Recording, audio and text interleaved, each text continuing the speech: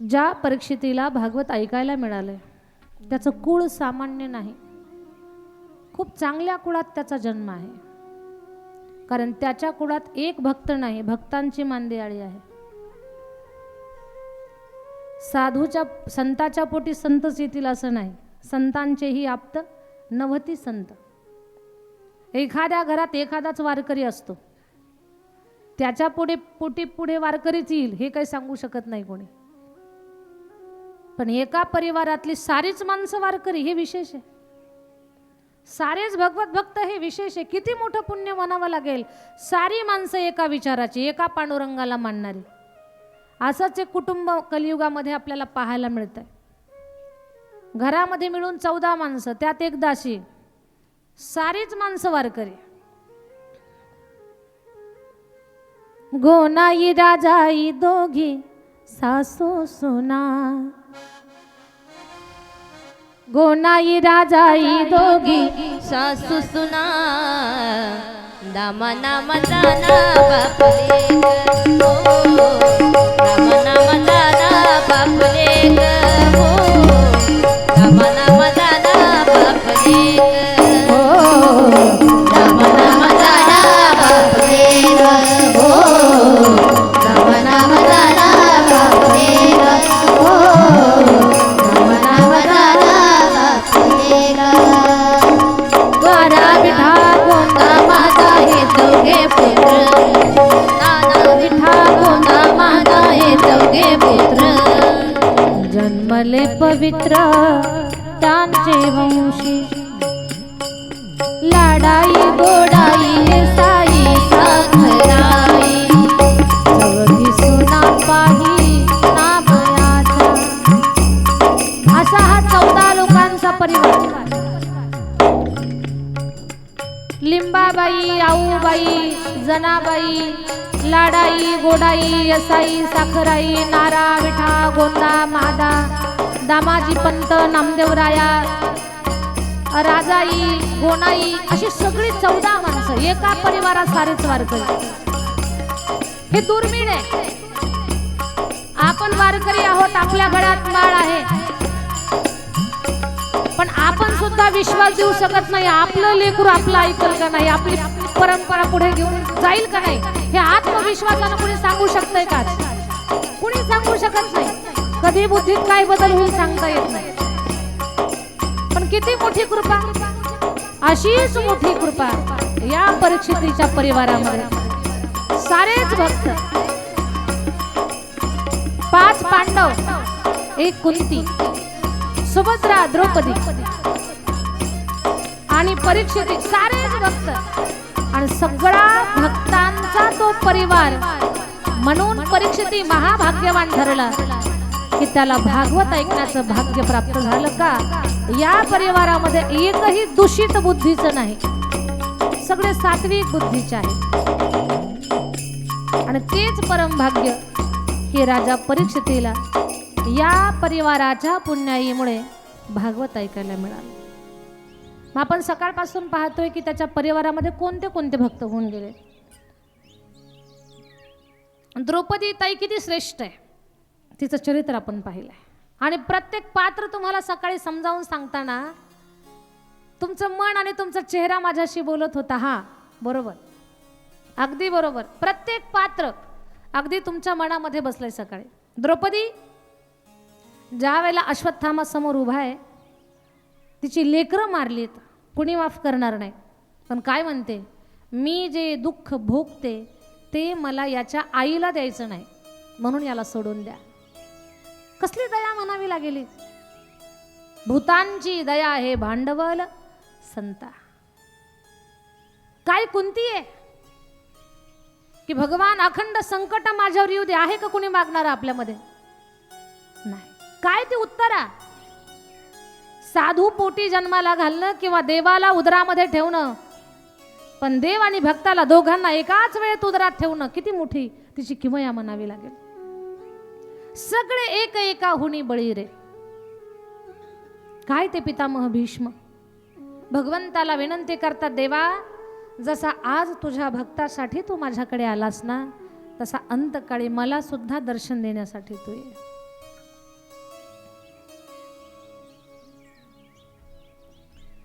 एक भक्त की है अर्जी, खुद गर्ज की है गर्जी, आगे तुम्हारी मर्जी, जब प्राण तन से निकले,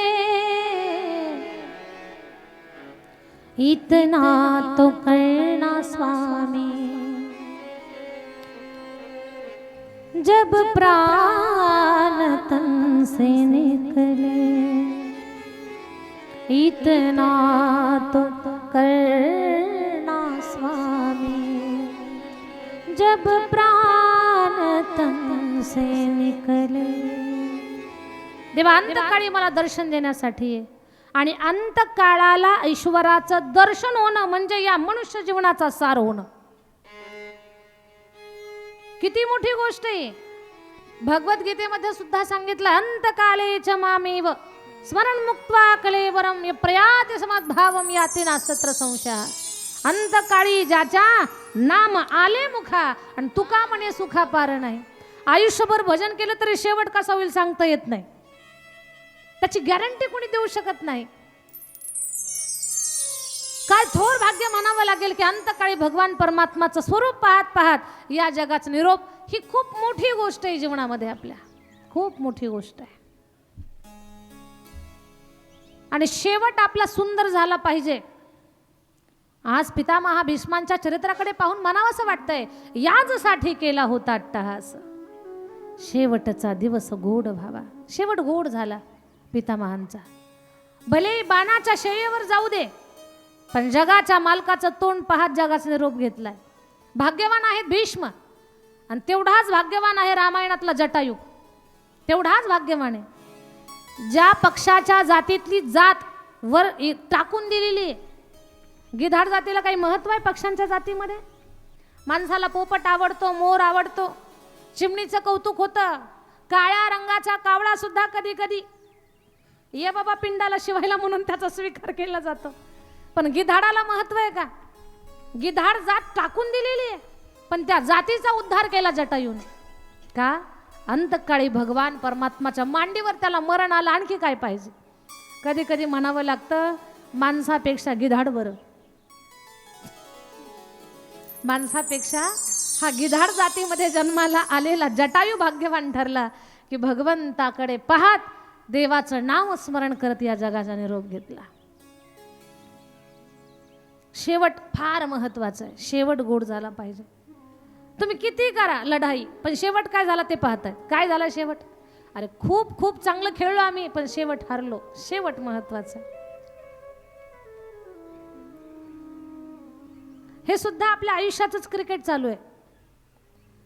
या क्रिकेटमध्ये तुम्ही किती सिक्स मारले, तुम्ही किती धावा काढल्या, याही पेक्षा तुमचा विजय कसा झाला ते फार महत्वाचं आहे. तुम्ही विजयी झालात का तुम्ही पराजय झालात तुमचा ते पाहिलं जातं. आयुष्यात तुम्ही धावा किती काढल्या तिकडे लक्ष नाही.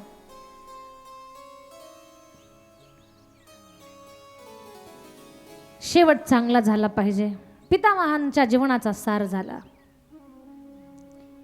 आता दृष्टी पुढे ऐसाची तुरा आहे, जो मी तुझ पाहे, जो मी तुझ पाहे पांडुरंगा. आता दृष्टी पुढे ऐसाची तुरा आहे. भगवान तुमच्याकडे पाहत मला शांत व्हायचंय. पितामह शांत झाले. भगवान परमात्मा काही दिवस हस्तिनापूरमध्ये राहून आपल्या द्वारकेला निघून गेले. आणि भगवान द्वारकेला गेल्यानंतर इकडे पाठीमागे उत्तरेनं एका सुंदर मुलाला जन्म दिला. त्या मुलाचं जन्माचं नाव विष्णुराग. पण बाळ जसं जन्माला आलं साऱ्यांना आनंद झाला. का? पांडवांचा वंश पुढे घेऊन चालणारा या परिवारामध्ये जन्माला आला. एवढ्या मोठ्या भयानक ब्रह्मास्त्रातून वाचला. ब्रह्मास्त्रापासून भगवंतानं त्याचा बचाव केला. पण ते बाळ जन्माला आलं खरं पण रडत होतं सारखं.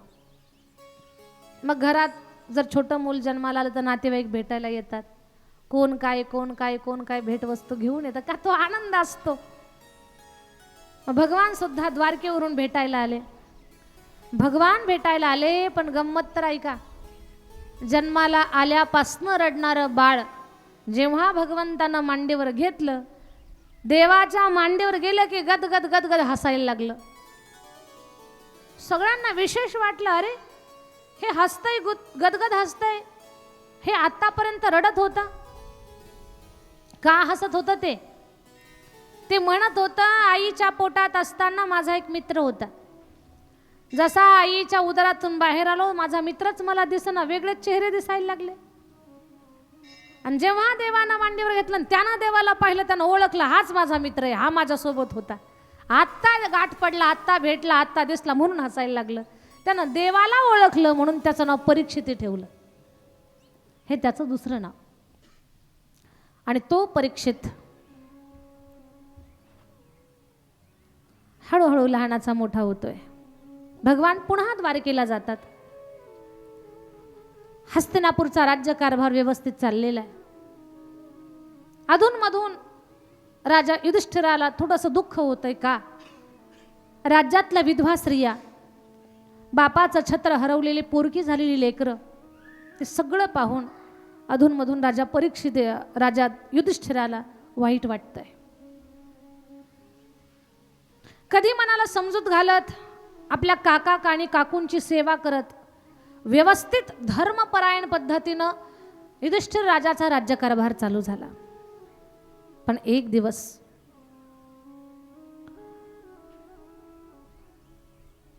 विदुर काका, धृतराष्ट्र आणि गांधारी दोघांना समजावून सांगतात, महाराज मोठे आहात तुम्ही, एवढं मोठं महाभारताचं युद्ध तुमच्या डोळ्यासमोर झालंय. धर्मराजानं तुम्हाला काहीच कमी केलं नाही. तुमच्या पोटची लेकरं तुम्हाला एवढं सुख दिलं नसतं, तेवढं तुम्हाला सुखी त्यांनी ठेवलंय. वर्ण ते तुमच्या आहारी आहेत, आपले काका आणि काकू दुःखी होऊ नयेत. पण महाराज, तुमच्या काळजाचे 100 तुकडे मातीमध्ये गेले, फक्त तुमच्या चुकीच्या वळणामुळे, चुकीच्या संस्कारामुळे.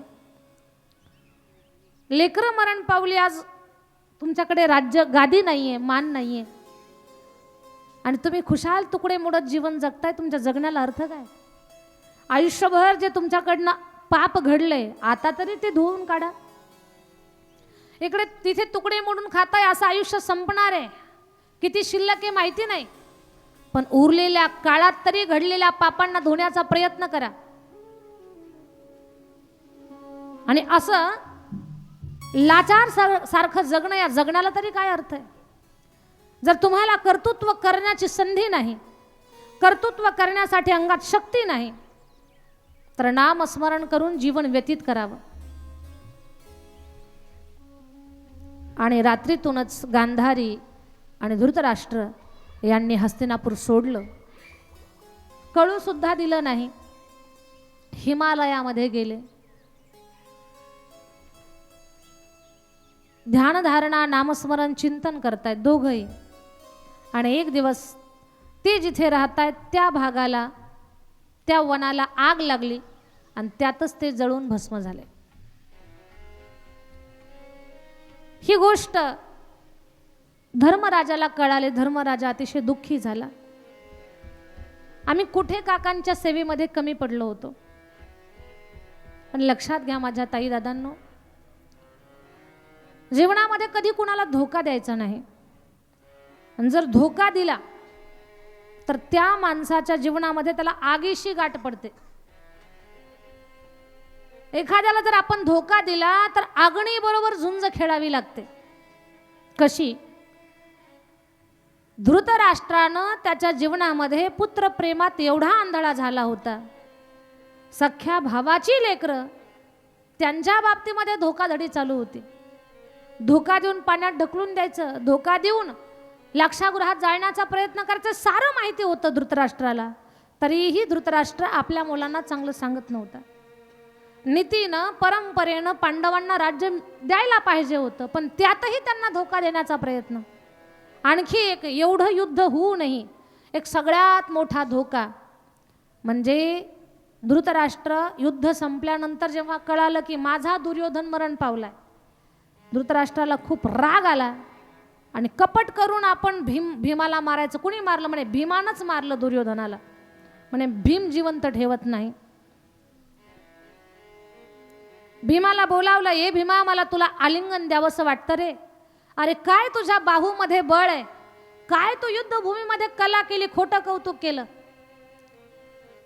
आणि भीम सरळ भीम निघाले काकाला भेटायला, पण श्रीकृष्ण भगवान म्हणतात, भीमा जाऊ नको, ते काका आहेत.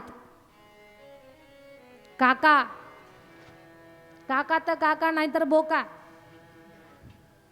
ते काका आहेत, असा जाऊ नको भेट द्यायला, दगा फटका होईल. भगवान काय राहिलं त्यांचं आता? 100 मुलं मरण पावली, ते दीन झालेले आहेत, आमच्याशिवाय आता आधार नाही त्यांना. जाऊन भेटतो. ठीक आहे भीमा, मी तुला अडवत नाही, पण माझी एक गोष्ट ऐक. देवा तू सांगशील ते ऐकतो, पण मला अडवू नकोस काकाला भेटायला. एकच काम कर भीमा, तुझे काका तुला आलिंगन देणार आहेत, भेटणार आहेत. मग तुझ्याऐवजी पहिला प्रयोग मी तुझ्यासारखा धिप्पाड देहाचा पुतळा तयार करतो, त्या पुतळ्याची भेट घालून देतो, आणि ती भेट जर सुखासुखी झाली तरच तुला भेटू देतो, नाही तर तुझ्या काकाला दिसत नाही. भीमदादा म्हटले, देवा ठीक आहे, तुझ्या शब्दाच्या बाहेर जायचं नाही मला. हुबेहूब भीमासारखा पुतळा केला, धातूचा पुतळा.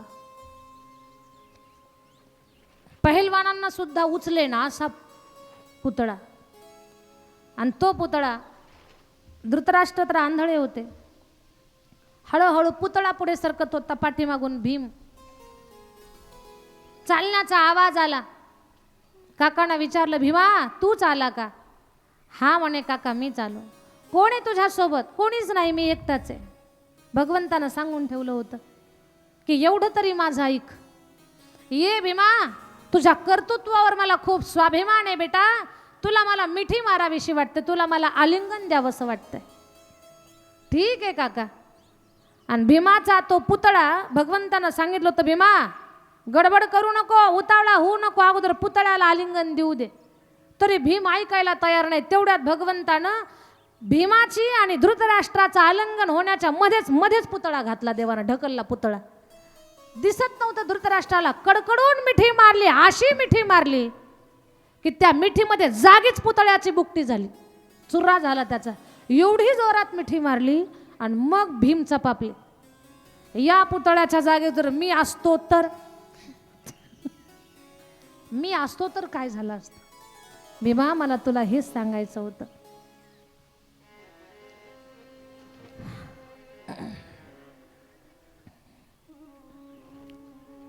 एवढी पाप धृतराष्ट्रानं त्याच्या जीवनामध्ये केलेले होते.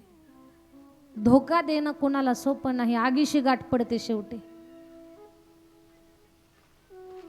म्हणून त्या अग्नीमध्ये ते जळून गेले, धृतराष्ट्र, गांधारी. इकडे राजा धर्मराजाला थोडंसं वाईट वाटतंय, पण पुन्हा काही गोष्टी समजावून सांगितल्या जातात. पुन्हा राज्यकारभार चालला. एक दिवस अर्जुन, त्याला श्रीकृष्ण भगवंताची खूप आठवण येते, आणि श्रीकृष्ण भगवंताची आठवण आल्या कारणानं भेटायला जातात द्वारिकेला. अर्जुन काही दिवस द्वारिकेमध्ये राहतात. विश्वाचा मालक भगवान श्रीकृष्ण परमात्मा. द्वापार युगामध्ये माणसाला 1000 वर्षाचं आयुष्य होतं. 1000 वर्षामध्ये भगवान परमात्मानं 125 वर्ष राहिले या पृथ्वीवरती. बरं, 1000 वर्षाचं आयुष्य होतं. भगवान किती वर्ष राहिले पृथ्वीवर? फक्त 125 वर्ष. 100 वर्षाचं आयुष्य आहे माणसाला, पण माऊली किती दिवस राहिले पृथ्वीवर? फक्त 22 वर्ष. ज्या दिवशी माऊलींनी समाधी घेतली त्या दिवशी माऊलींचं वय 21 वर्ष 3 महिने 5 दिवसाचं होतं. म्हणजे रनिंग 22 होतं, 22 पूर्ण झालेले नव्हते. माऊलींचं वय किती होतं? 21 वर्ष 3 महिने 5 दिवसाचं. म्हणजे आयुष्याच्या 1/4 जगली ही माणसं राहिली इथे. 1000 वर्षाच्या आयुष्यामध्ये फक्त 125 वर्ष भगवान आपल्यामध्ये. भगवान परमात्मा स्वधामाला गेले. अर्जुनाला भयंकर वाईट वाटतंय. अर्जुन दुःखी झाला. ज्या अर्जुनानं महाभारताच्या युद्धामध्ये शौर्य गाथा गाजवली, भगवान स्वधामाला गेल्यानंतर तो अर्जुन जेव्हा हस्तिनापूरला येतोय, तर त्याच अर्जुनाला, श्रेष्ठ धनुर्धारी अर्जुनाला भिल्लानं मारलं. त्याचा अर्थ काय? की अर्जुनाचं खरं बळ म्हणजे भगवान परमात्मा, त्यांचा पाठीराखा भगवान परमात्मा. पण तो भगवान जेव्हा हा मृत्यूलोक सोडून स्वधामाला गेले, त्यावेळेला अर्जुनाचं बळ कुठे गेलं नेमकं काय कुणास ठाऊक. श्रेष्ठ धनुर्धारी अर्जुनाला भिल्लांनी पकडून मारलं. तो अर्जुन रडत रडत रडत हस्तिनापूरला आलेला आहे. इकडे धर्मराजाला सुद्धा अर्जुन येण्याच्या अगोदर काहीतरी अशुभ संकेत होत होते. कुठे तारे तुटून पडतायत, कुठे उल्कापात होत आहेत. माणसं सत्यानं कमी जगतायत, अधर्माच्या वाटेवर लागलेली आहेत. असा एक प्रकार धर्मराजाच्या नजरेसमोर झाला की 2 माणसांनी एकमेकामध्ये जमिनीचा व्यवहार केला, जागेचा. 2 दिवसानं ज्यानं जागा विकली तोच पलटून पडला, बदलला तो. लोक असत्य भाषण करायला लागले. स्वार्थासाठी, लोभासाठी समोरच्या व्यक्तीचं नुकसान होतंय का याचंही कुणी भान ठेवना. असे चुकीचे व्यवहार जेव्हा धर्मराजाच्या नजरेवर यायला लागले, त्यावेळेला धर्मराजाला वाईट वाटतं की असं का घडतंय. निसर्गाचं चक्र बदललंय, वेगळे चिन्ह, वेगळे संकेत होत आहेत. तारामंडलामध्ये काहीतरी वेगळंच चाललंय. पण तेवढ्यात पाहिलं की अर्जुन रडत रडत आलेला आहे. अर्जुना, काय झालं तुला? दादा, भर सभेमध्ये द्रौपदीच्या अंगावरचं वस्त्र ओढत होते. तिच्या लज्जा रक्षण करणारा भगवान परमात्मा तो स्वधामाला गेला. लाक्षागृहात आपल्याला जाळण्याचा प्रयत्न केला, त्यातून आपल्याला ज्यानं वाचवलं असा आपला भगवान स्वधामाला गेला. दादा, भीमदादाला विषाचे लाडू घालून मारण्याचा ज्याने प्रयत्न केला, अशा आपल्या भीमदादाला अमृत पाजून ज्यानं जिवंत केलं असा भगवान गोलोकाला गेला. दादा, महाभारताच्या युद्धातून ज्यानं आपल्याला सही सलामत बाहेर काढलं, असा आपला भगवान आपल्याला सोडून गेला. दादा, आपला भगवान आता या पृथ्वीवरती नाहीये, आपणही थांबायचं नाही. म्हणून भगवान परमात्मा स्वधामाला गेले. आपण सुद्धा राज्याचा त्याग करून स्वर्गारोहण करायचं हे पांडवांनी ठरवलं.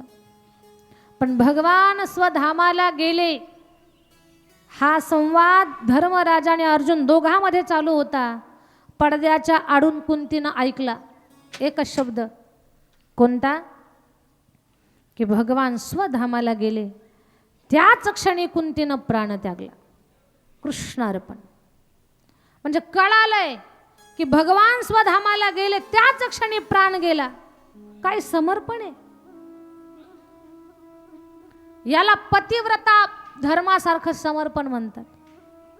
आपल्या पतीला देव आज्ञा झाली, त्याच क्षणी पत्नीचा प्राण जाणं याला समर्पण. एवढं नितांत प्रेम करणारी कुंती माता त्याच क्षणी कृष्णार्पण झाली. तिचं शरीर जागेवर पडलं. पांडवांनी ठरवलं आपण सुद्धा आता राज्यकारभार करायचा नाही. 5 पांडव परीक्षिताला राजगाद्यावर बसवतात आणि द्रौपदी सहित 5 पांडव स्वर्गारोहण करतात. स्वर्गारोहणाला निघून गेले. हिमालयाच्या त्या पहाडावर चढत चढत चढत चालत चालत जात असताना पुढे पुढे चालत राहिले. तिथंच त्यांची शरीर पडली. त्यांनी स्वर्गारोहण पूर्ण केलं. आता इकडे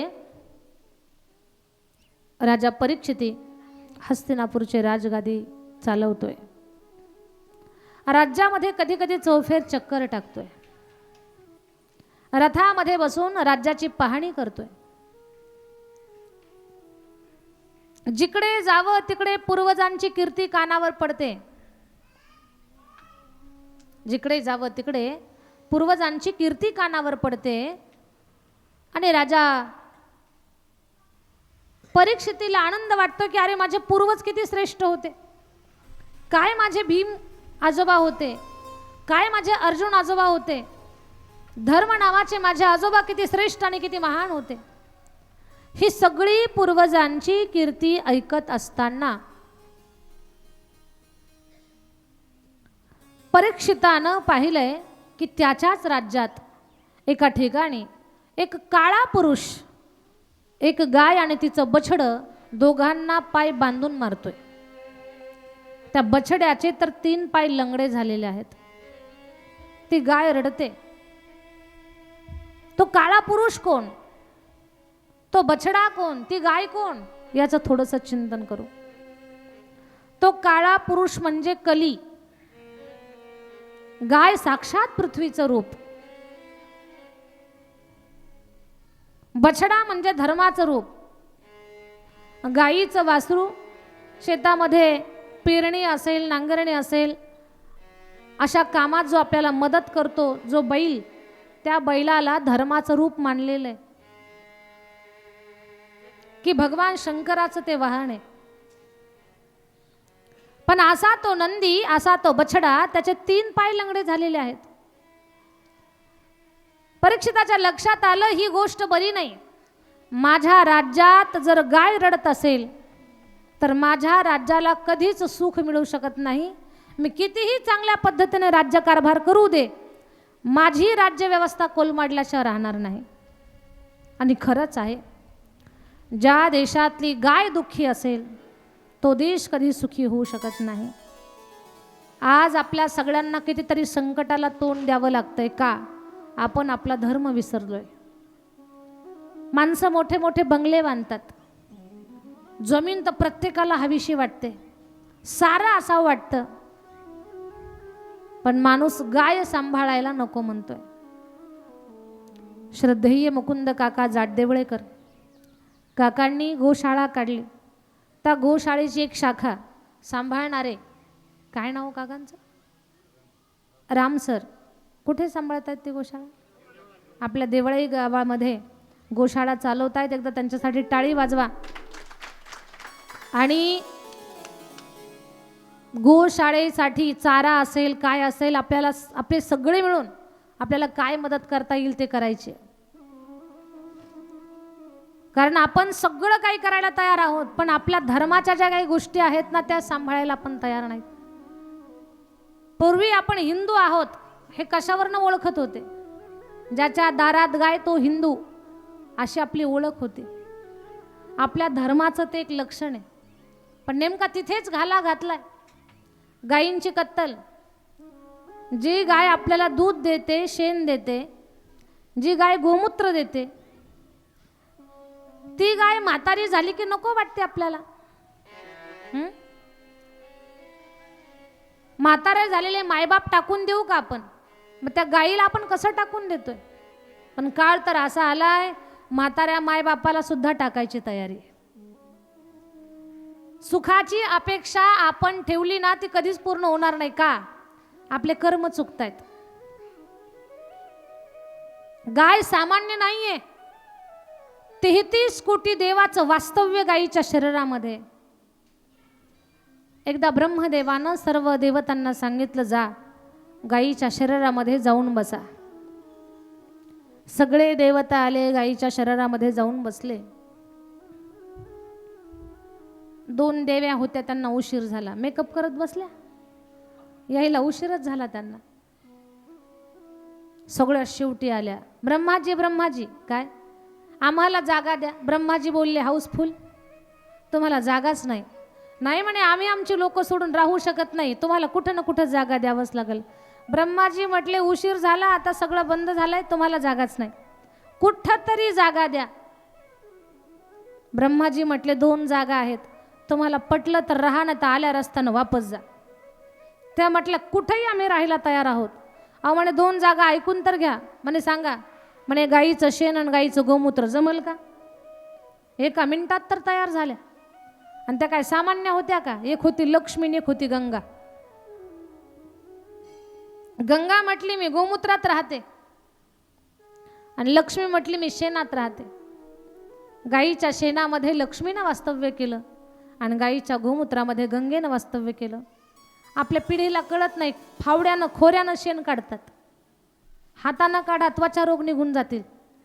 हातावरची धनरेषा जर आखूड असेल तर ती ही होईल, खुलल जास्त. धन मिळावं अपेक्षा आहे, पण त्याच्यासाठी कर्मच नाहीत आपले चांगले. गोमूत्रानं घर पवित्र होते. साक्षात गंगेचं वास्तव्य त्याच्यामध्ये आहे. गाय सामान्य नाही. राम रायाच्या दर्शनासाठी रामाच्या मंदिरात जावं लागतं. कृष्णाच्या दर्शनासाठी कृष्ण मंदिरात जावं लागतं.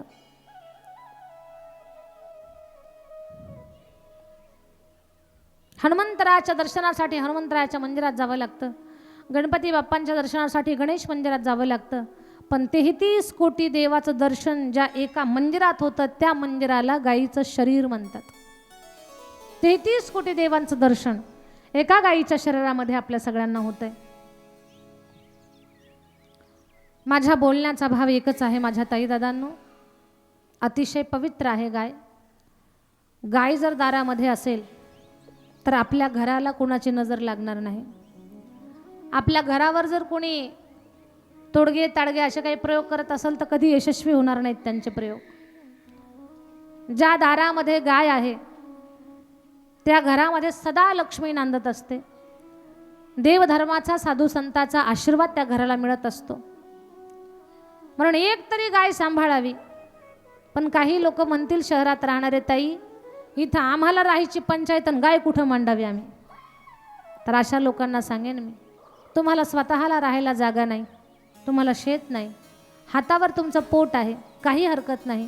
गाय तुम्ही सांभाळू शकत नाहीत, पण जिथं गोशाळा आहे ना, गाईच्या वाट्याचा जो काही भाग आहे, गाईला सांभाळण्यासाठी तुमची जो खर्च करण्याची इच्छा आहे गाईची सेवा करण्यासाठी, तर थोडाफार भाग गोशाळेसाठी निघून द्या. त्या माध्यमातून आपल्या धर्माचं खूप मोठं काम होईल. तुम्ही कधी अभ्यास केलाय का? काय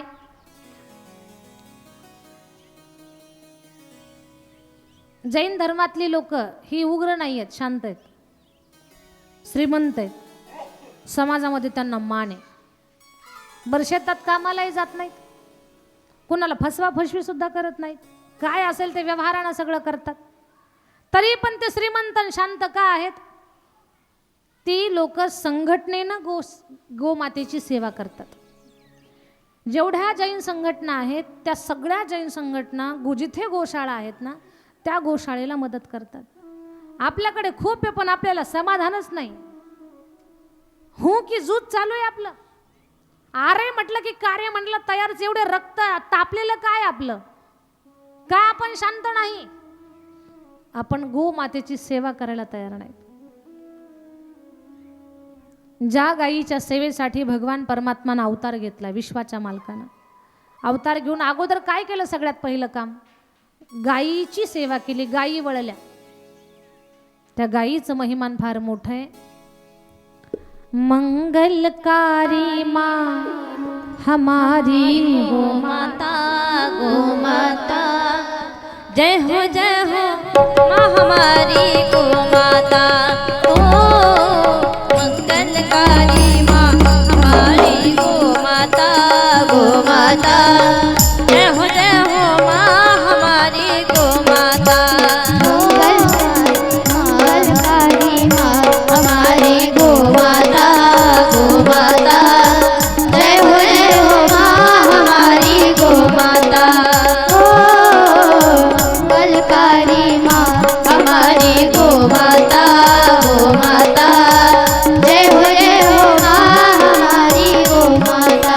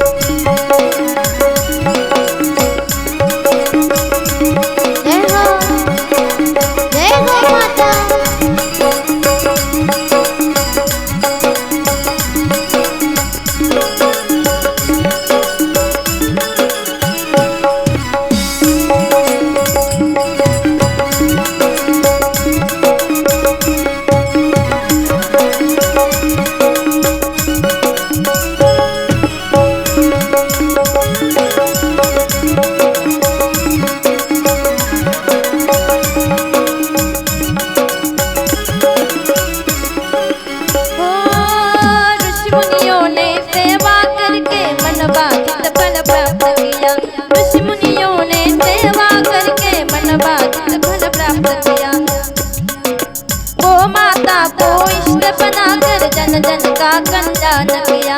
गो माता को इष्ट बनाकर जन जन का कल्याण किया। सृष्टि का आधार हो सृष्टि का आधार हमारी गो माता। गो माता जय हो माँ हमारी गो माता। ओ मंगलकारी माँ हमारी गो माता। जय हो माँ हमारी गो माता। ओ मंगलकारी माँ हमारी गो माता। गो माता जय हो माँ हमारी गो माता। ओ मंगलकारी माँ हमारी गो माता। गो माता जय हो माँ हमारी गो माता।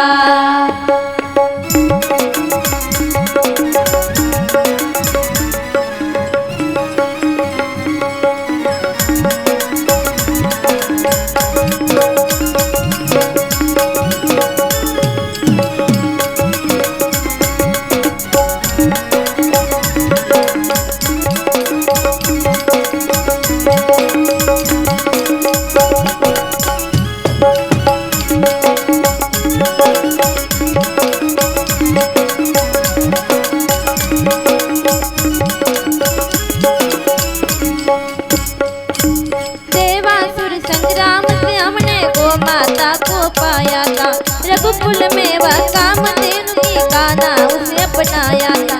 देवासुर संग्राम गो माता को पाया था रघुकुल में वह कामधेनु की गाना से अपनाया था। हे भारत की शान ओ हे भारत की शान हमारी गो माता। गो माता जय हो माँ हमारी गो माता।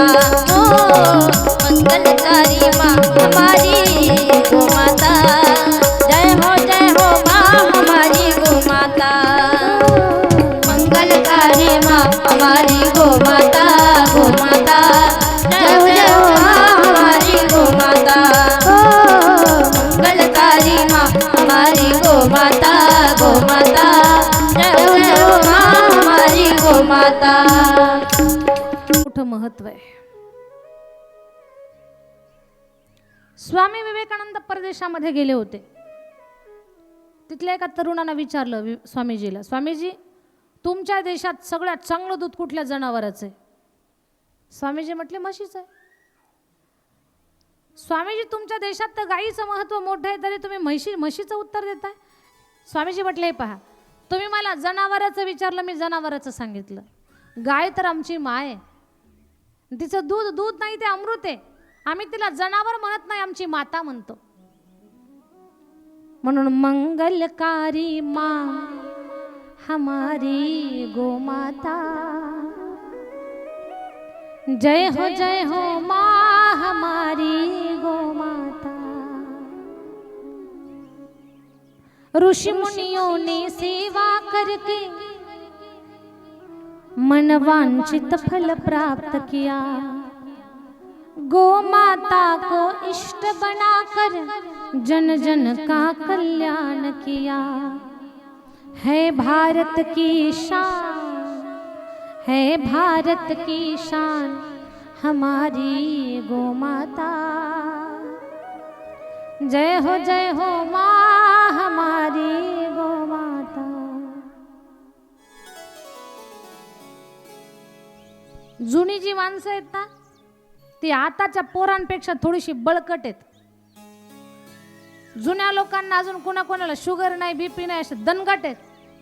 आणि आताचे पोरं मच्छर छाप आहेत. कशामुळे? आता तर खायला खूप आहे, काजू बदाम पिस्ता मनुका अक्रोड खायला खूप आहे तरी पण मच्छर छाप. आणि जुनी माणसं अजून बळकट आहेत. हे कशामुळं? जुन्या लोकांना काही काजू बदाम थोडेच होते खायला, भाकरी नीट वेळेवर मिळत नव्हत्या तरी पण त्यांचं शरीर चांगलं आहे. कशामुळं? फक्त त्यांच्या जेवणात दूध तूप ताक अशा गोष्टी असायच्या. आता बाकीचं सारं पण दूध आणि तूपच नाही, ते पुड्यातलं आणि पिशवीतलं दूध आणि डाळडा घातलेलं तूप. त्या डाळड्याच्या तुपानं तब्येत बरी राहत नाही, ब्लॉकेज होतात. मग तेल सुद्धा खराब आहे आता खायला. असो, ज्या देशात गाय रडत असेल तो देश कधी सुखी होणार नाही. परीक्षितानं विचार केलाय, माझ्या राज्यातली गाय रडते, ही तर साक्षात पृथ्वीचं रूप आहे आणि हा बछडा तर धर्माचं रूप आहे. धर्माचे 4 पाय आहेत, तप, पवित्रता, दया आणि सत्य. या कलियुगामध्ये धर्माचे 3 पाय लंगडे झालेले आहेत. तप, पवित्रता, दया हे 3 पाय लंगडे झाले. फक्त सत्य एका तत्वावर, एका पायावर धर्म उभा आहे.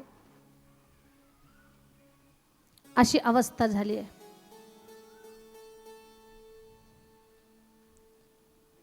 आणि हा काळा पुरुष तर कली आहे. राजा परीक्षितीनं पकडलं त्याला आणि राजा परीक्षिती त्या कलीला जागीच ठार करणार. त्या कलीनं हात जोडले, तो शरण आला, महाराज मला मारू नका, मला अभय द्या. आणि क्षत्रियांचा धर्म आहे शरण आलेल्याला अभय देणं, हा क्षत्रियांचा धर्म. राजा परीक्षिती बोलले, हे कली, माझ्या राज्यातून तू निघून जा. परीक्षिती म्हणतो, कली म्हणतोय, महाराज पूर्ण पृथ्वीवरती तुमचं राज्य आहे, जाऊ तर कुठे जाऊ, तुम्हीच मला कुठेतरी राहायला जागा द्या. राजा परीक्षितीने विचार केला, याला कुठे राहायला जागा देऊ. परीक्षितानं 4 जागा राहण्यासाठी दिल्या. द्यूत, मद्य, व्यभिचार आणि हिंसा या 4 जागा कलीला राहण्यासाठी दिल्या. द्यूत म्हणजे जिथे जुगार खेळला जातो तिथे कलीचं वास्तव्य आहे. शहाण्या माणसानं कधी जुगार खेळू नये, कारण जुगार खेळणाऱ्याच्या घरामध्ये कली येत असतो.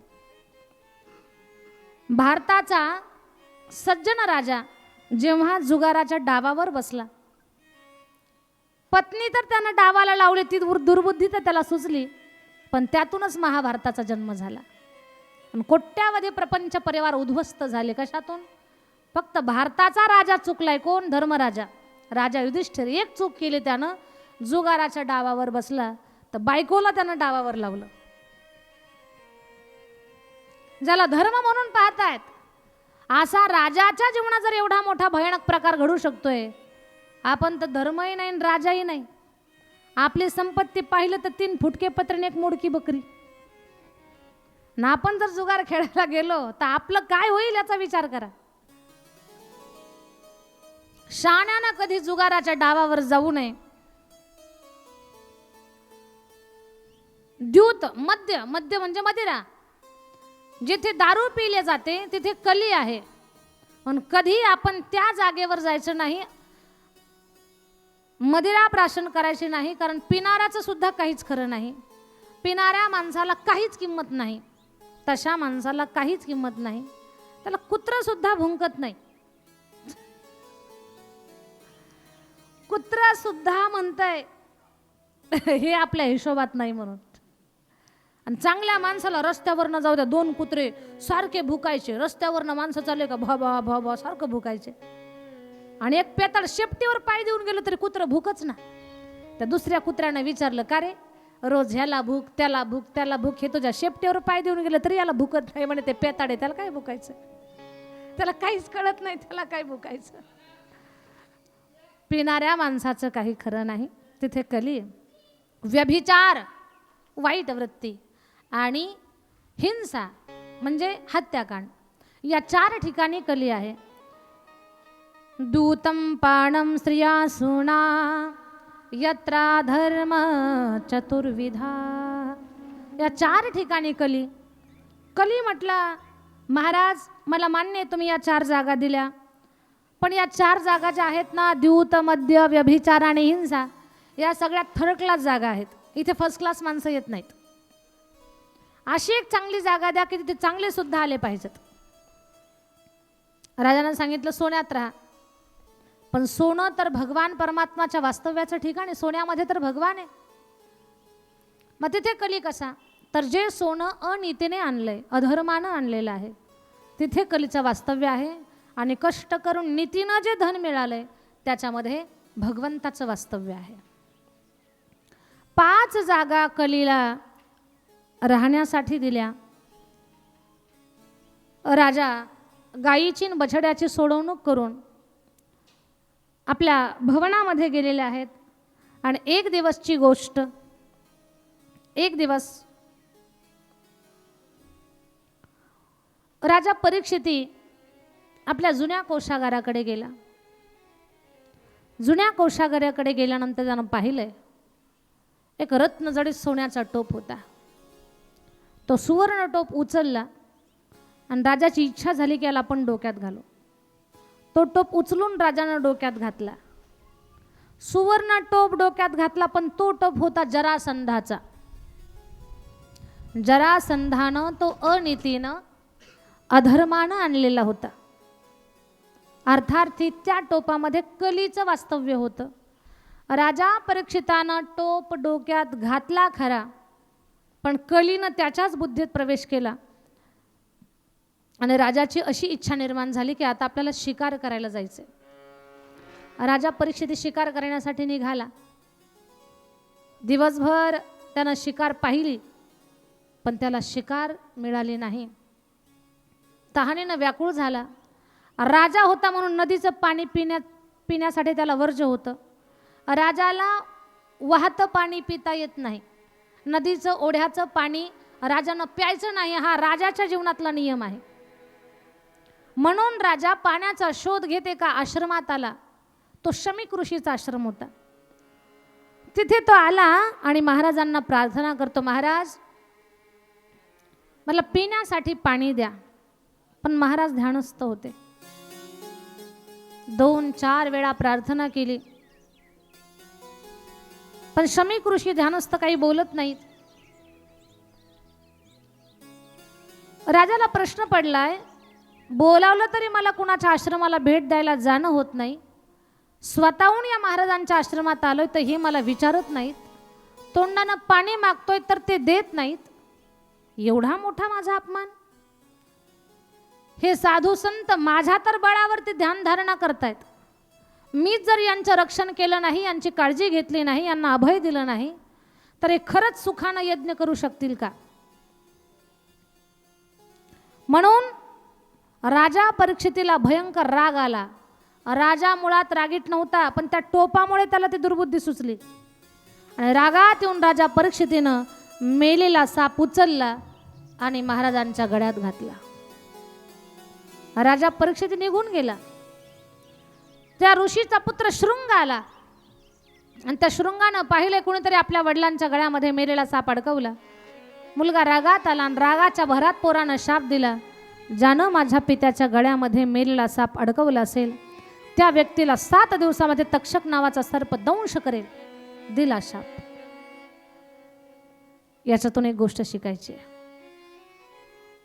साधूचं जीवन कधी स्वतःसाठी नसतं.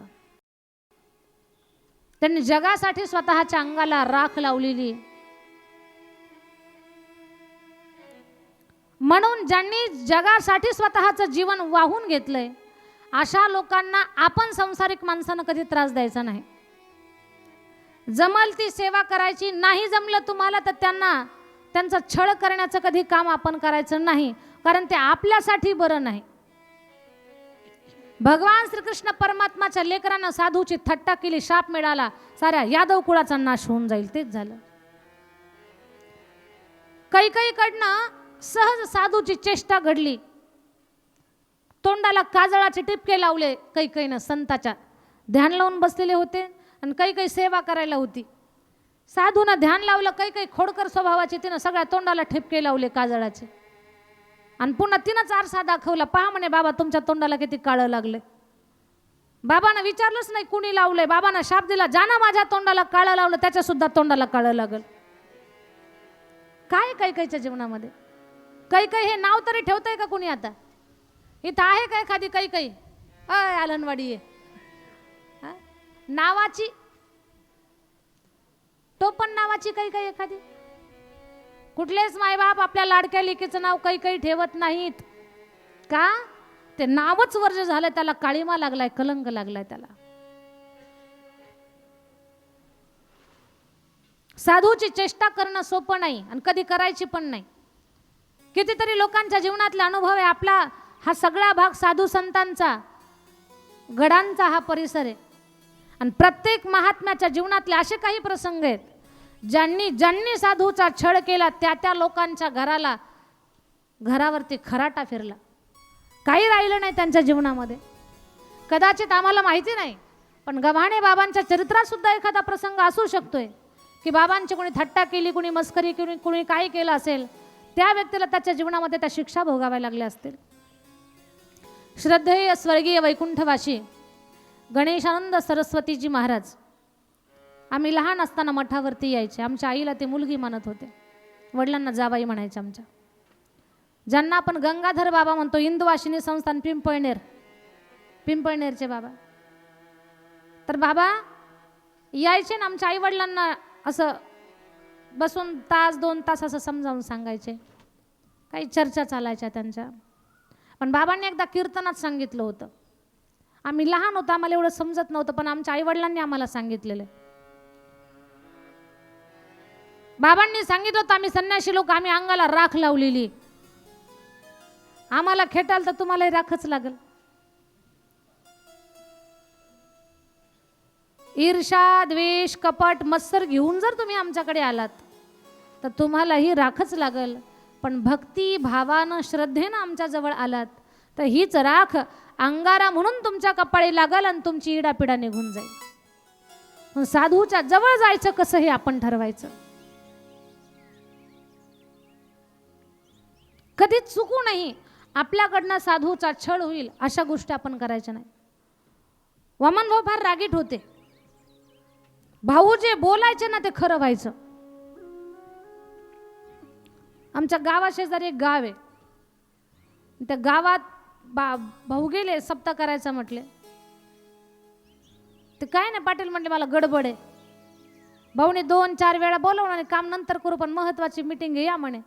नाही म्हणे मला गडबड आहे, काहीच काम नव्हतं, उगीच सांगितलं गडबड आहे.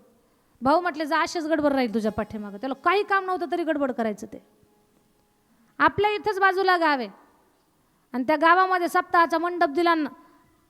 मंडपाचा खांब एकाच्या दारात आला, पण माणूस दृष्ट होता. तो म्हटला माझ्या दारातून खांब बाजूला काढा, माझ्या दारात मंडपाचा खांब नाही आला पाहिजे, मला यायला जायला अडचण होते. भाऊ म्हटल्या अरे जाऊ दे, येऊ दे, तुझ्या दारात काही फरक पडत नाही, थोडंसं बाजूना थोडीशी वागणूक कर 2-4 दिवस, 8 दिवसाचा तर कार्यक्रम नाही म्हणे, मंडप सोडा. भाऊ म्हटले सोडा मंडप, तिथला खांब काढा आणि याला बाहेर निघाला, रस्ता राहू द्या म्हणे मोकळा. तर संध्याकाळीच घराच्या बाहेर काढावं लागलं ना, कायमचं बाहेर काढलं घराचं. हे असे प्रसंग घडलेले आहेत आणि हे काही मनगणन बाता नाहीत. असे प्रसंग पाहिलेले लोक आहेत अजून, ते अजून सांगतात की असं घडलेलं आहे म्हणून. हे का सांगते मी तुम्हाला? साधूचं जीवन स्वतःसाठी कधीच नाही, ते जगले फक्त समाजासाठी. तुम्ही एकच काम करा, तुम्हाला जमलं तर सेवा करा, नाही जमलं तर रामरामाई नको, काहीच नको, आपलं निवांत तुमचा संसार करा, पण त्यांचा छळ करण्याचं काम करू नका. तुमच्यासाठी बरं नाही ते. जमलं ना तुम्हाला गव्हाणे बाबांची भक्तीनं सेवा करा, पण नाही जमलं ना म्हणू नका काय गरज आहे सप्ताह करायची, या लोकांना काही काम नाही, शेतात पाऊस पडना काही होईना आणि हे खुशाल निघाले पट्टी गोळा करायला आणि सप्ताह करायला, म्हणू तरी नका. तुम्हाला द्यायची नाही तर गप्प बसा, पण जे देते त्याला आडवं कशाला पडता.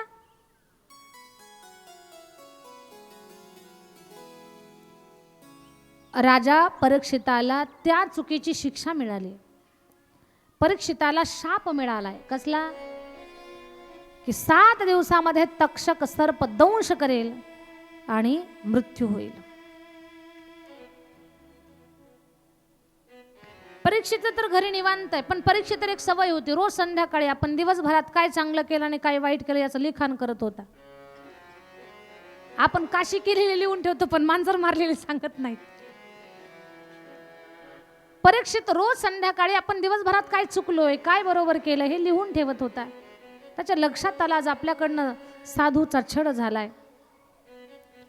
पण तिकडे जेव्हा महाराज समाधीतून बाहेर आले आणि मुलगा रडताना पाहिला, विचारलं बाळा का रडतोस तू? बाबा कुणीतरी तुमच्या गळ्यामध्ये मेलेला साप घातलेला होता, मी त्या व्यक्तीला शाप दिला, त्याला 7 दिवसामध्ये तक्षक सर्प दंश करेल, मी शाप दिला. महात्म्यानं ध्यान लावून आणि पाहिलं की कुणाला शाप दिला असेल आपल्या मुलानं, तर राजा परीक्षितीचं चित्र नजरेसमोर आलं.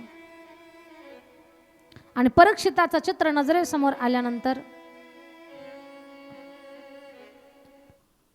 साधू महात्मे म्हणतात, बाळा तू जे केलं ते चुकीचं केलंस. कारण ज्या राजाला शाप दिला तो राजा साधू संताची सेवा करणार आहे. मान्य आहे मला त्याच्याकडनं चूक झाली आहे, पण त्याच्याकडनं ही चूक झाली खरी, पण तो तसा नाही. चूक झाली आहे पण तो तसा नाही. याच्यातून शिकायचंय. राजा परीक्षितीकडनं चूक झाली तरी पण साधू म्हणतात तो तसा नाही, झाली चूक, पण काहीतरी गडबडमध्ये, काहीतरी गोंधळामध्ये, कुठल्या तरी आवेशामध्ये त्याच्याकडनं ती चूक झालेली आहे, पण मुळात त्याची ती वृत्ती नाहीये. याचा अर्थ असा आहे, आपण सुद्धा जीवन जगताना एखादी चूक होण्याची शक्यता आहे, पण जीवनामध्ये कर्म एवढी चांगली करा, एवढी चांगली कर्म करा की त्या चांगल्या कर्माच्या बळावर जर चुकून एखादी चूक झाली तर समाजानं असं म्हणू नये तोच दोषी आहे. समाजानं म्हणावं अरे तो तसा नाही, त्याची वेळ चुकीची होती. काय म्हटलं पाहिजे समाजानं? तो चुकीचा नाही, त्यानं खूप चांगला आहे, पण ती वेळ चुकीची होती, त्याच्याकडनं झाली चूक, पण तो तसा नाही, त्याची वेळ चुकीची होती म्हणून त्याच्याकडनं हे घडलं. याचा अर्थ काय? जर आपली कर्म चांगली असतील तर एखादी चूक माणसं सांभाळून घेतात. एका चुकीवरनं पूर्ण त्याचं आयुष्यभराचं रेकॉर्ड खराब करत नाहीत लोक. याच्यासाठी चांगली कर्म केली पाहिजेत. राजा परीक्षिती ऋषीनं सांगितलं, बाळा जाऊन सांग राजाला तुमच्या आयुष्याचे 7 दिवस शिल्लक आहेत. मुलगा आला, महाराज तुमच्याकडनं काल चूक झाली, त्याचा दोष तुम्हाला मी 7 दिवसाचा शाप दिला. 7 दिवसात तुमचं आयुष्य संपेल, तक्षक सर्प तुम्हाला दंश करेल असा मी शाप दिलाय. राजा म्हटला, बरं झालं मला तुम्ही शाप दिला, नाही तर मीही विचार करत होतो माझ्याकडनं साधूचा छळ झालाय, मला काय प्रायश्चित्त घेऊ. बरं झालं, पण आता 7 दिवसावर माझं आयुष्य येऊन थांबलंय, याच्यातून मी बाहेर कसा पडेल हा विचार मी करतोय. महाराज आता तुम्ही तुमच्या उद्धारासाठी तुम्ही स्वतः प्रयत्न करा. साधूचा अपमान घडलाय, साधूला माफी मागतोय, माझ्याकडनं चूक झाली, त्याचं प्रायश्चित्तही मला मिळतंय. समोर बघायचं, तिकडे बघायचं, समोर कॅमेऱ्याकडे बघायचं. ऋषीचे पुत्र शृंग यांनी जाऊन सांगितलं, राजा तुमचं आयुष्य 7 दिवसावरती येऊन थांबलेलं आहे. महात्म्याला सुद्धा वाईट वाटतंय की अरे आपला राजा खूप चांगला आहे, पण आपल्या राजाचं आयुष्य 7 दिवसावर येऊन थांबलंय.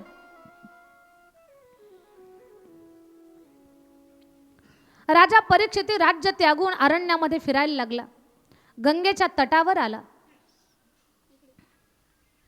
गंगेच्या तटावर विचार करतोय, माझं आयुष्य संपलंय, माझ्या आयुष्याचे फक्त 7 दिवस शिल्लक आहेत, माझा उद्धार कसा होईल या विचारामध्ये आहे. आणि गंगेच्या तटावरती राजा थांबलाय. तिथे त्याला शुकदेव महाराजांचं दर्शन झालं आणि शुकदेवांना नमस्कार केला.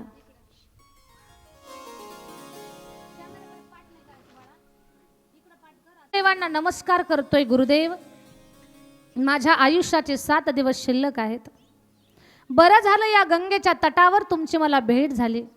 गुरुदेव 7 दिवसात माझा उद्धार कसा होईल याचं मार्गदर्शन मला करा.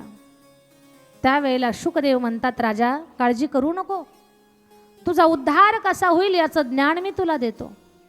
अरे तुझं कौतुक आहे, आयुष्य संपलं तरी पण माणसाला परमार्थाची वाट सापडत नाही, पण तू भाग्यवान आहेस की तुला तुझ्या उद्धाराची तळमळ लागली. नाहीतर समाजामध्ये पाहायला मिळत आहे, इकडच्या बाजूने थांबा, क्या किया क्या किया रे तूने जीवन गवा दिया, तूने जीवन गवा दिया, क्या किया रे? जिसे पाना था उसको तो खो दिया रे, जिसे पाना था उसको तो खो दिया रे, जिसे पाना था उसको तो खो दिया रे, जिसे पाना था उसको तो खो दिया रे, जिसे पाना था उसको तो खो दिया रे, जिसे पाना था उसको तो खो दिया।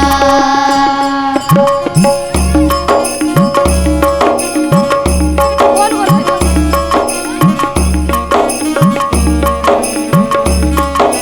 जय हो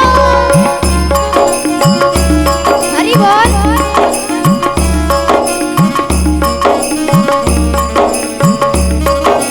जय हो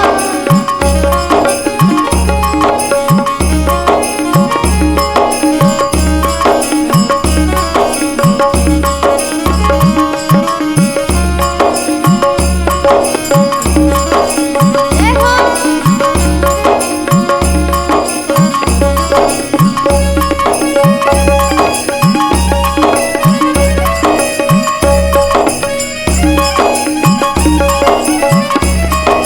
जय हो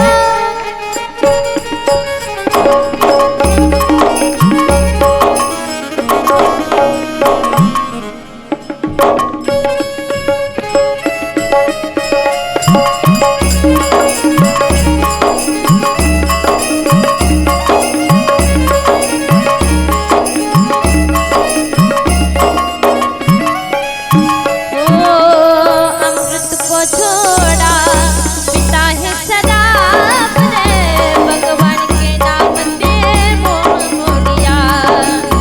अमृत को छोड़ा पिता है शराब रे, भगवान के नाम पे मोह मोड़िया।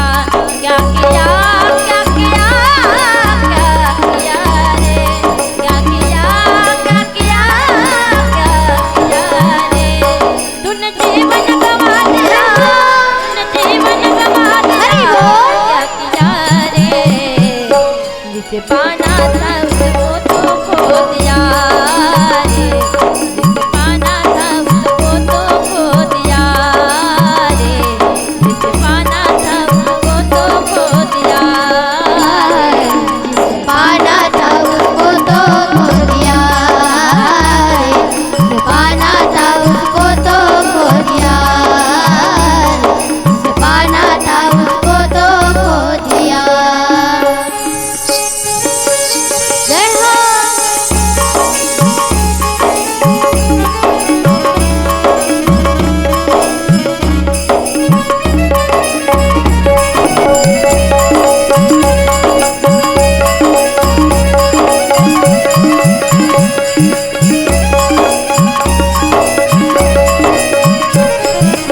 हरि बोल।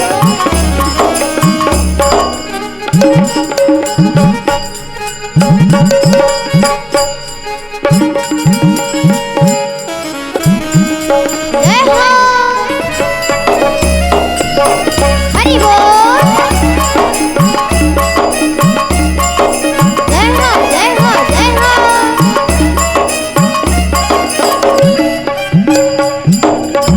विषयों के बंधों में बांधा गया, संत समागम को भूल गया।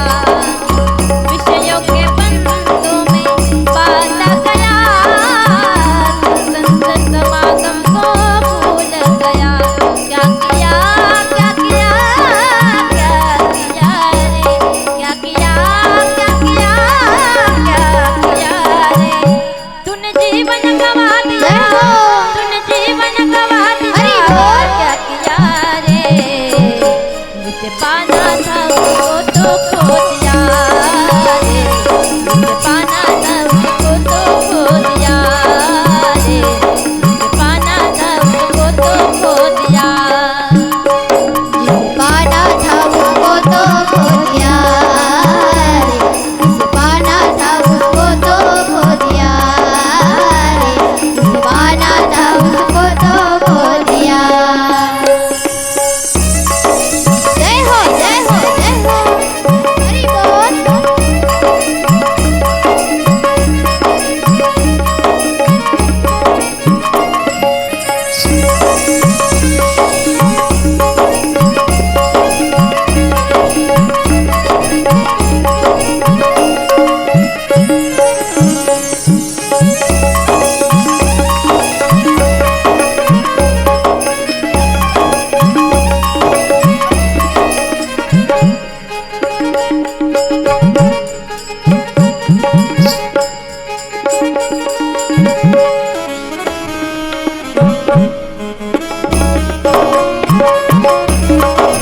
हरी बोल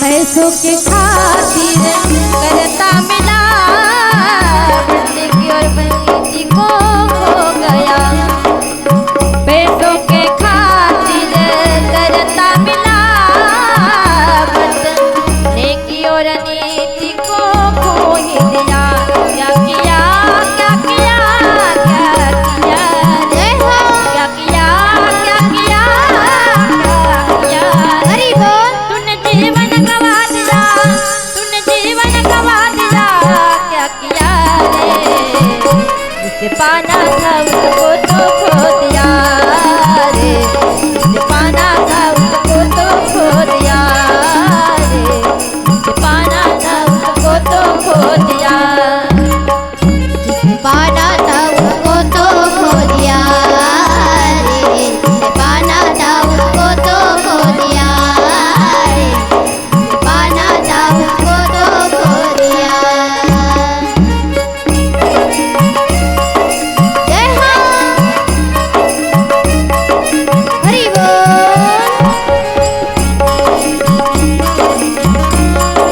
जय हो जय हो जय हो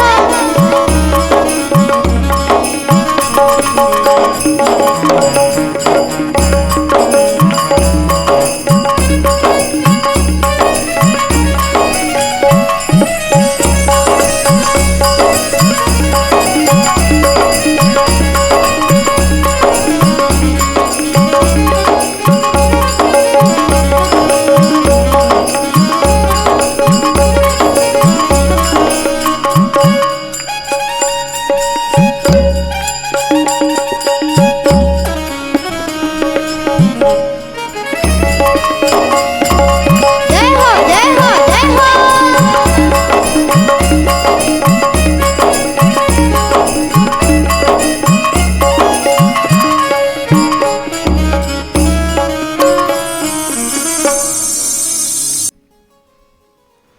शुकदेव महाराज राजा परीक्षितीला समजावून सांगतात, राजा तू काळजी करू नको, तू भाग्यवान ठरला की तुला हे आठवतंय की आता आपल्या आयुष्यातले 7 दिवस शिल्लक आहेत आणि या 7 दिवसामध्ये आपल्याला आपला उद्धार करून घ्यायचा आहे. हे तुला समजतंय. ही सगळ्यात मोठी गोष्ट आहे तुझ्या जीवनातली. बऱ्याच लोकांना आयुष्य संपत आलं तरी कळत नाही की आता आपलं संपलंय, आता तरी आपण जागा व्हावं. काही माणसं शेवट आला तरी जागे व्हायला तयार नाही. आपल्या सगळ्यांना उदाहरण माहिती आहे. पोरं तळमळ करतात, बाबा वाचा बंद व्हायची वेळ आली, आता तरी वासुदेवा केशवा म्हणा. पण म्हातारा वासुदेवा केशवा म्हणतच नाही. वाशान केशा काय माणसं चांगल्या नावाचा इस्कोबा करून ठेवतात. पहा, वासुदेव किती गोड नाव आहे, केशव किती गोड नाव आहे, पण नावाचे वाटोळे कसे करायचे लोकांना विचारा. म्हणत नाही म्हातारा वासुदेवा केशवा. वाचा बंद होते, मग घरातली माणसं सुद्धा वैतागून बाजार टाकून देतात, म्हाताऱ्याला पेरणी करायला निघून जातात. सगळे संध्याकाळी घरी येतात. म्हाताऱ्याला सोबत कोणतं गाईचं वासरू त्या बाजेला बांधलेलं, पायाला बांधलेलं, आणि ते वासरू झाडू खात होतं. काही भागात झाडू म्हणतात, काही भागात लक्ष्मी म्हणतात, कुठं कुठं फडा म्हणतात, आणि सातारा भागात त्याला केरसुणी म्हणतात. ते वासरू खायला लागलं केरसुणी. म्हाताऱ्याला बोलतं कुठं येतंय, एक एक शब्द गुतत गुतत बोलत होतं, वा के. पोरांना वाटलं याची वाचा बंद झाली आणि याला आता वासुदेवा केशव म्हणायचं वाटतं. पोरं म्हटलं यानं खूप कमवून ठेवलं आपल्याला, 2 लाख जाऊ दे पण यानं 2 शब्द बोललं पाहिजे. 2 लाख जाऊ दे म्हटलं तो ओरडायचं, वा के, जोरात ओरडायचं, वा के म्हणायचं. पोरांनी MD डॉक्टर आणला. म्हणे आमच्या बापांना फक्त 2 शब्द बोला. डॉक्टर म्हटले 2 वाक्य बोलेल पण 2 लाख रुपये लागतील. म्हणे लागू द्या. 2 लाख रुपयाचं एकच इंजेक्शन दिलं. म्हातारा 2 शब्द नाही 2 वाक्य बोललं. पोरांनो तुम्हाला काही अक्कल नाही मूर्खांनो, 2 लाख रुपये पाण्यात घातले. अरे वासरू केरसुणी खाता एवढंच बोललं आणि टुपकन मेलं. एवढंच बोलून मेलं, जगलंच नाही पुढं. म्हणजे शेवट सुद्धा माणसाचा शेवट आला तरी माणसाला कळत नाही. आता तरी आपण जागं व्हावं. आयुष्य जात आहे पहा, काळ जपत से महा, स्वहिताचा घोर वाहा, ध्यानी रहा श्रीहरीचा,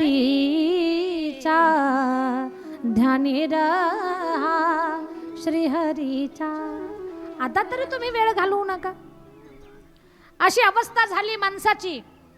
कानों में पड़ गया ताला, आंखों में पड़ गया जाला, नाक से बहने लगा नाला, अब क्या करे गोपाल. आता तरी भगवंताचं स्मरण करा. शेवटच्या टप्प्यामध्ये आहात तुम्ही, पण माणसं जागी होत नाही. राजा तू धन्य आहेस की तुला आठवलंय तरी किमान आपले 7 दिवस शिल्लक आहेत आणि सर्व संग परित्याग करून तू उद्धाराच्या तळमळीने आलास. तुझं कौतुक करावं तेवढं कमी आहे राजा. तुझा जो प्रश्न आहे ना उद्धाराच्या तळमळीचा, या प्रश्नामध्ये जनमानसाचं कल्याण दडलेलं आहे. वारी आणि शती प्रश्न कृतो लोकहितं नृपा, आत्मवित्सम्मत पूसां श्रोतव्यादिषु या परा. काळजी करू नको राजा. तुझ्या उद्धाराची शिदोरी सामुग्री मी तुला देतो, पण मी दिलेलं ज्ञान तू ग्रहण करावं, तुला ते पचावं आणि त्यातून तुझं कल्याण व्हावं, तुझी देहबुद्धी सुटावी. याच्यासाठी सगळ्यात प्रथम राजा तू तुझ्या इंद्रियावरती ताबा ठेवायला शिक. श्वासावर ताबा ठेव, भगवंताचं ध्यान कर. सगळ्यात पहिले नामस्मरण कर. नामस्मरणानं मन आणि बुद्धी पवित्र होईल. तुझं मन आणि बुद्धी स्थिर झाली आणि मन पवित्र झालं की मग पुढच्या प्रक्रिया आहेत. म्हणून अगोदर नामस्मरण कर. नामस्मरण करायला सांगितलं. इंद्रियावर ताबा ठेव राजा, कारण हे इंद्रिय बकरीसारखे आहेत. ते ताब्यात राहत नाहीत. त्यांना ताब्यात ठेवणं कठीण आहे. जितासनो जितश्वासो जितसंगो जितेंद्रिया, स्थूले भगवतो रूपे मनस्तंधारयो धिया. इंद्रियावरती ताबा ठेव राजा. इंद्रियाला ताब्यात ठेवणं बोलणं एवढं सोपं नाही. समोर आमचे काही महाराज मंडळी बसलेले आहेत. मला परिचय नाही महाराज तुमचा, आता तुम्ही आलात बसलात. तुम्हीच हां, मोरे महाराज. महाराजांना माझा नमस्कार आहे. रामकृष्ण हरी. मला सर्वांचा परिचय नाही आहे आणि काही चेहरे ओळखीचे झालेले असतात पण मला लक्षात राहत नाही. जर आत्ताच ही अवस्था तर म्हातारपणात काय होईल मलाच प्रश्न पडतोय. कथा लक्षात राहतात, बाकीचं लक्षात राहत नाही. आमचे मामा म्हणतात तुम्हाला कथेचं कसं काय लक्षात राहतं हे बाकीचं कसं काय डोक्यात राहत नाही. स्वभाव झाला तो, आता काय करावं. तर मला सांगायचं असं, इंद्रियाला जिंकणं सोपं नाही. इंद्रियाला जे जिंकतात त्यांना ऋषी म्हणतात आणि मनाला जे जिंकतात त्यांना मुनी म्हणतात. इंद्रियाला जिंकणं कठीण आहे, त्याहूनही मनाला जिंकणं कठीण आहे. पण राजा तू तुझ्या इंद्रियालाच जिंक, कारण फक्त 7 दिवस शिल्लक आहेत. तुला रात्रंदिवस कथा सांगणार आहे मी आणि या 7 दिवसामध्ये तुझा उद्धार झाला पाहिजे. कथा ऐकायला बसल्यानंतर कुठे पाठ दुखायला लागली, मांडीमध्ये पाय दुखायला लागले, भूक लागली, झोप आली, असं तुला नको व्हायला. म्हणून तुझ्या सर्व इंद्रियावरती ताबा ठेव. भुकेमुळे तुझं चित्त कथेतून विचलित नको व्हायला. झोपेमुळे तुझं कथेतून चित्त बाजूला नको जायला. पाठीत कळ निघाली म्हणून कथेतलं कुठला एखादा प्रसंग सुटला असं नको व्हायला. म्हणून अगोदर इंद्रियावरती ताबा ठेव. हे इंद्रिय बकरीसारखे आहेत राजा. किती वर्ष झाली जन्मल्यापासनं आजपर्यंत आपण झोपतोय, पण झोप कधी पूर्ण झाली का? झोपेचे गाठोडे कुणी बांधलेत का? आतापर्यंत किती पोते संपवले आपण धान्याचे, पण हे पोट कधी भरलंय का? नाही. हे इंद्रिय कधी तृप्त होत नाहीत. एखाद्या माणसाला जिलेबी खूप आवडते, टोपलंभर जिलेबी खाऊ घातली, इथं येईपर्यंत, इथंच नाही इथं, ते म्हणतं बस बस बस, आता नाही खाऊ शकत. पण 15 दिवसानं पुन्हा जिलेबी दाखवा, पळत सुटतं जिलेबी खायला. का? इंद्रियावरती ताबा नाही. हे इंद्रिय बकरीसारखे आहेत. एकच उदाहरण सांगते आणि सेवेला आता थांबवण्याचा प्रयत्न करू. एक राजा, त्यानं नगरातले काही मुलं जमा केले आणि त्या तरुणांना सांगितलं, जो बकरी आहे त्या बकरीला गच्च चारा खाऊ घालून फुगवून आणेल त्याला अर्ध राज्य मिळणार. तरुण म्हटले, लढाई करायची नाही, राजाच्या घरात जन्माला यायचं काही कारण नाही, फक्त बकरीला चारा खाऊ घालून आणायचं, तिला फुगवायचं की आपल्याला अर्ध राज्य मिळणार. पण ती बकरी आहे, किती खाल्लं तरी तिचं पोट भरत नाही. एक तरुणाला बकरी घेतली, शेतात घेऊन गेला, चांगली मका, कोवळं गवत, घास, हरभरा सारं खाऊ घातलं. संध्याकाळी बकरी दरबारात हजर केली. राजा बोलला, आता परीक्षा घेऊ का? महाराज बिनधास्त परीक्षा घ्या. परीक्षा घ्यायला चालू केलं.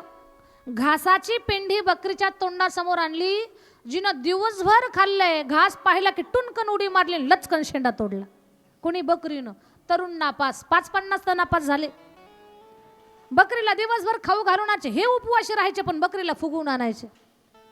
कुणाचा घास, कुणाची मका, कुणाचा हरभरा, काय काय खाऊ घालत होते, पण ती बकरी कधी तृप्त झाली नाही. आठवड्यातच बकरी 50 किलोची 125 वर गेली. एवढी तब्येतीनं जाड झाली. एक तरुण थोडासा अध्यात्मातला होता, म्हणे हिला खाऊ घालून उपयोगच नाही, कारण हिला कळतच नाही की किती खावं. त्यानं बकरीला घेऊन गेला. महाराज मी हिला फुगवून आणतो. घेऊन गेला. घासाची पिंडी त्याच्या तोंडासमोर घ्यायचा. बकरीनं खायला तोंड पुढं केले की तोंडावर फटकन फटका. घास खायला तोंड पुढं केले की तोंडावर फटका. घास खायला तोंड पुढं केले की तोंडावर फटका. जरा जोरातच लागलाय वाटतं फटका. काही म्हणतील बकरी कुठे? हा मोबाईल मधला आवाज नाही. आमच्या वैष्णवीताईसाठी टाळी वाजवा एकदा सगळ्यांनी. वैष्णवीताई असं गुणी लेकरू आहे. कुठल्याही पक्षाचे आवाज काढायला सांगा, आमच्या वैष्णवीताईला काढायला जमतात. आणि हे नैसर्गिक देण असतं देवाचं. गाणं हे ओढून ताणून नाही, त्याच्यासाठी निसर्ग सुद्धा सोबत असावा लागतो आणि गुरु चांगला. या दोन गोष्टी ज्याच्या जीवनात मिळाल्या त्याचं जीवन यशस्वी झालं. घास खायला तोंड पुढं केलं की तोंडावर फटका.